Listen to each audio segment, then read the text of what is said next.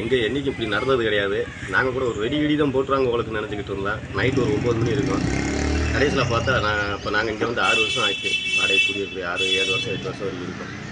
கடைசியில் பார்த்தோம்னா இந்த மாதிரி காலையில் கீழே விட்டு நைட்லாம் வீட்டுக்குள்ளே யாருமே படுத்துவங்கள. இது ஒரு புது அனுபவமாக இருக்குது எங்களுக்கு. என்ன செய்யுது ஏது செய்யுதுன்னு தெரியல. ஃபுல்லாக பொம்பளை எல்லோரும் பிள்ளை குட்டியை ஃபுல்லாமே இந்த ஏரியாவில் உள்ளவங்க ஃபுல்லாமே வெளியில் வந்துட்டோம்.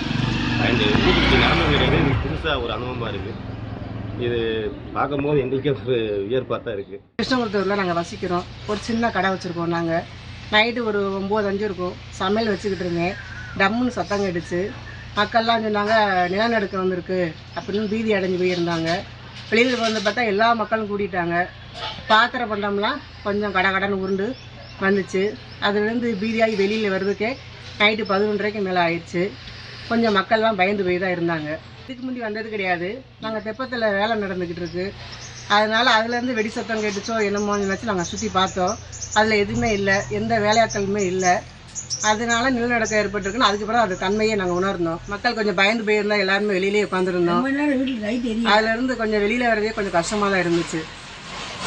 இது சந்திச்சதே கிடையாது இல்லையா? நேற்று இரவு கிட்டத்தட்ட 9-10 மணிக்கு 9 மணி 10 நிமிஷத்துக்கு இங்கே ஒரு சிறிய நிலநடுக்கம் மாதிரி இருந்தது. நாங்கள் எல்லாரும் வந்து அதை உணர்ந்தோம். மேல் மாடியில் உள்ளவங்க ஃபுல்லாகவே கீழே இறங்கி வந்து எல்லாருமே ரோட்டுக்கு வந்துட்டோம். எல்லாருக்குமே தெரிஞ்சது லேசாக பாத்திரங்கள்லாம் ஆட்ராப்பில் இருந்தது.